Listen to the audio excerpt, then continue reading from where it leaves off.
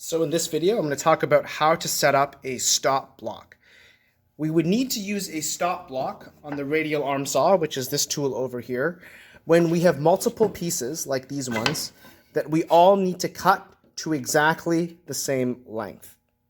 So pretend that I went up to you and I said, I need all 4 of these pieces to be 12 inches. It's a lot of work to sit there with a tape measure, measure 12 and then mark it, measure 12 and then mark it, measure 12 and then mark it, measure 12 and then mark it. It's a lot of work, and there's also a slight chance that they're all going to be a little bit off and it's not accurate. So when we need 4 pieces or more pieces to all be uniform, we need to use a stop block. So to use the stop block, we need the following things. We're going to need our project pieces, which we're all going to cut to the same length. You're going to need a square. You're going to need a C-clamp. And you're going to need a piece of wood which will act as a stop block.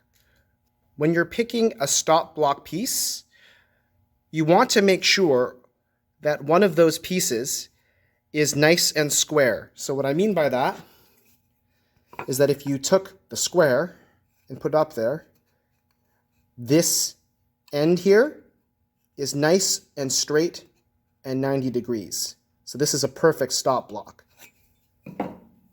This one over here is going to give you all sorts of problems and give you all sorts of grief. Very clearly, this is definitely not 90 degrees. Now I've just zoomed in here and I want to draw your attention to this ruler that is right up against the fence or the ledge over here. As you can see, there's 8 over here, and so the distance between this point and the radial arm saw blade is 8 inches. So the first question you need to ask yourself is, when you're setting a stop block up, what is the length that we need to cut to? In the example that I gave you just now, the length needs to be 12 inches. All my pieces need to be 12 inches, so I find that on the ruler over here. So there's 12 inches. Take your nice flat piece of wood, which is your stop block, and put it right up against the 12-inch mark. I'll do an aerial view so you can get a better view of this. So as you can see, that piece there is right up against 12. Next, you're going to need your C-clamp. So take your C-clamp and put it up against the ledge and clamp it up. So it's right to tighten, left to loosen.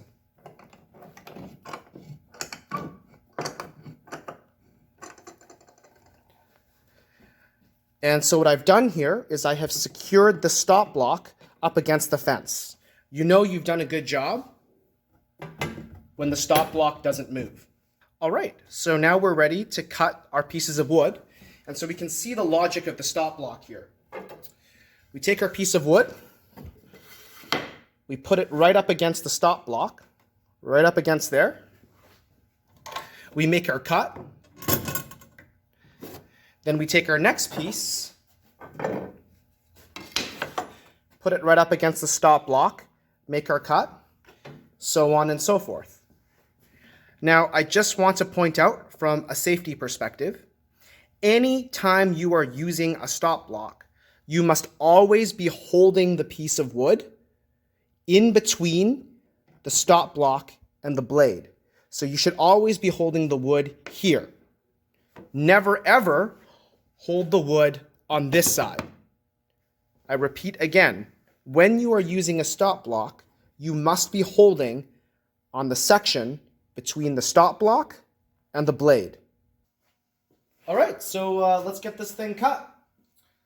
So I'm going to turn it on, hand on the carriage, unlock it. Now this is unlocked, my hand must be super glued to the handle, so I'm just going to trade places over here. I now have one free hand. And remember, I always hold it closest to the stop block. So I'm going to hold it like this, and I'm going to cut. Get that out of the way. the next piece. Do the same thing. Take the next piece and do the same thing.